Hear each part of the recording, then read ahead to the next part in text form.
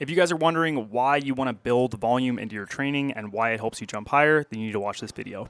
So essentially, we add volume to a training when we want to see positive adaptation to the muscles, the tendons, the energy systems, and the nervous system that allow us to train with more intensity in the future.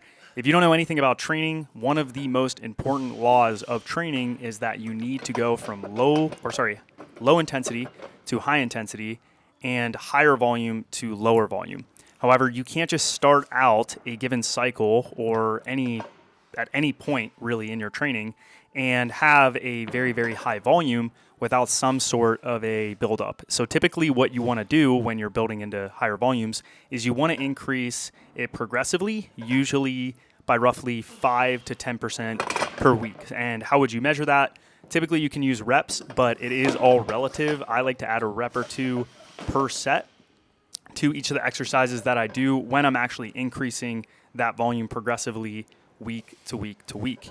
And like I said, we are doing this because we are trying to maximize the adaptation to the physiological system, so your muscles, your tendons, and starting with those specifically, and your nervous system and energy systems, but starting with the muscles, we see an increase in the cross-sectional area of a muscle when we do higher volume. And there's research done by Brad Schofield. You guys are welcome to look this up, where basically we see a direct relationship between the number of sets that you do and the amount of hypertrophy that you're actually going to observe in a muscle. So if you do 10 sets per week versus 20 sets per week, the 20 sets per week is going to give you greater adaptation to hypertrophy or increasing the cross-sectional area of a muscle than doing 10 sets per week. In the same way, if you look at a tendon, if you look at some of Keith Barr's research, what you'll see is that he recommends doing a lot of hypertrophy work because hypertrophy increases the cross-sectional area of the tendon. So if you have more collagenous elastin tissue in your tendon, then it hypothetically should be better functionally because form fits function. The same thing is true of the muscle. The form fits the function. So if you have greater volume, then you're going to get more cross-sectional area of the muscle, and that's going to increase its contractile properties, i.e. you're going to be able to generate more force. Now, peak force isn't the only thing that we're concerned about. If you just wanted to lift as much weight as possible, obviously you would just go be a power lifter and you would train like a power lifter. You'd do West Side Barbell or something else, but that's not our goal. Our goal is to jump higher. And to jump higher, we need to increase our rate of force development. The focus of this cycle is not to necessarily maximize my rate of force development. And the reason why is because if you start out with a training cycle where you're only focused on maximizing the rate of force development, you'll really have nowhere to progress after that. So if I started a cycle and my entire focus of the cycle was power cleans, was depth jumps, was plyos, was light ollies, all of those movements are going to have very high eccentric and concentric rates of force development. However, that's the end of the progression. There's nowhere that you can go. It doesn't follow that low intensity to high intensity progression that should happen across several months. And you're really at the end of your progression. So you have nothing that you're able to build on top of. I guess you could keep adding volume progressively, but that would be limited in my opinion when it comes to different periodization models and things of that nature. For that reason, I have been adding a lot of volume to my training over the last couple of months. It is intentional. Actually, I would say a couple of weeks. And moving forward, my goal is to add intensity in the coming weeks and add levels of specificity. So like I said, the purpose of this video is really to go over why we volume build. We volume build because we are training to train. It's very similar to a distance runner that has a base work in the early part of their annual plan, like a marathoner or an 800-meter runner or a miler or cross-country athlete. They would do a high amount of running volume during that period of time because they're trying to maximize the physiological adaptations to those training stimuli so that they're able to build on it. Because volume is the framework for everything else to come. So I don't know what point that is, maybe the second or third, but it is the essential building block of the subsequent training cycles. It maximizes your connective tissue's adaptation. It increases the amount of that connective tissue. It increases the cross-sectional area of the muscle. It increases your enzyme or the specific proteins that are involved in managing lactate or metabolic byproducts that are associated with increased lactate or fatigue. It helps you better shuttle those into and out of cells and manage them more appropriately. And so being able to handle volume is going to help you better handle the training in the future, because you're going to still have volume, but you're going to be able to handle a higher volume of intense training volume. So I'm going to say that again. The training now allows me to handle more volume of intense training volume. So the next cycle, I'm going to increase intensity, and I'm able to have a higher volume of that intensity or intense work, which will allow me to better adapt to the cycle.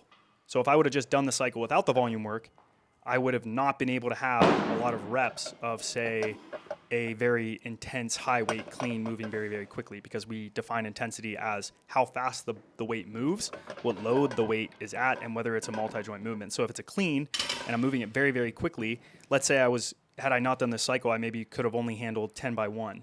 Now I should be able to handle 15 by 1 or 20 by 1 or 25 by 1, because I've done the prerequisite work to be able to get to that point. So that said, the research that I was talking about from Brad Schofield, Ogborn, and Krieger, they compiled 15 research studies and basically analyzed the groups to assess how different muscle hypertrophy was between individuals who did less sets per week and more sets per week. In short, more sets per week is going to increase the lean muscle mass more than fewer sets per week. One major consideration, though, is that the relationship is less significant when the number of sets per week for a given muscle group increases above 10 sets per week. While it may not be scientifically or medically significant, there's still a competitive or elite athlete significance when you're comparing doing 10 sets a week to 20 sets per week.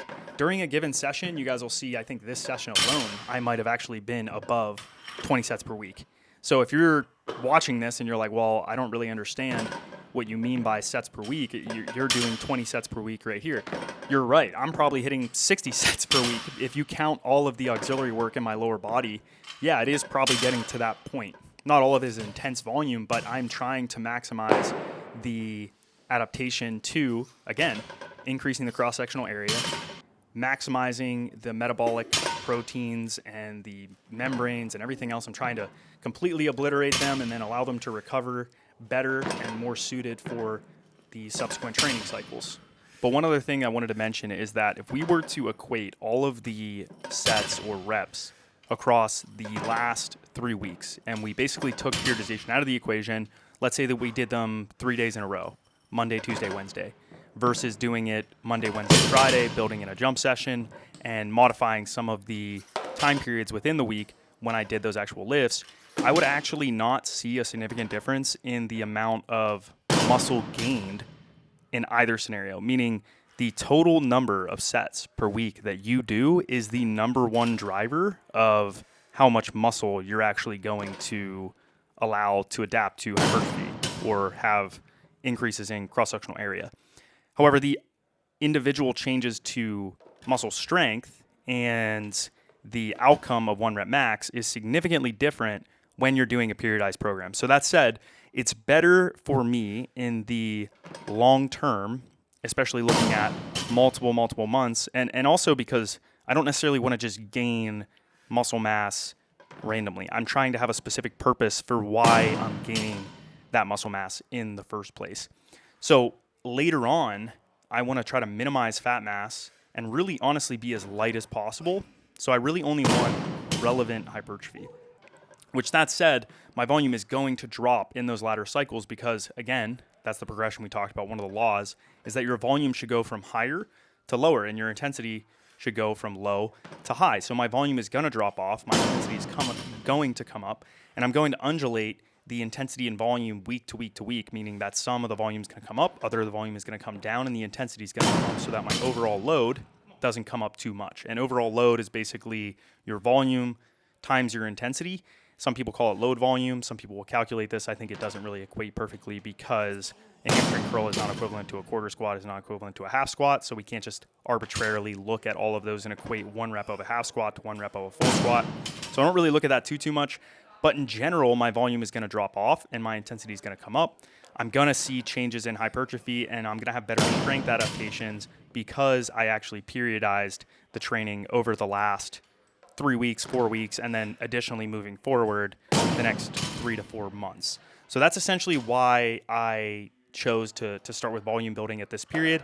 I'm essentially, 4 months out from dunk camp, which is ideally when I want to peak, when I want to be at my best. So I'm going to be dunking at the end of June. I'm going to be dunking in, I believe, the end of July.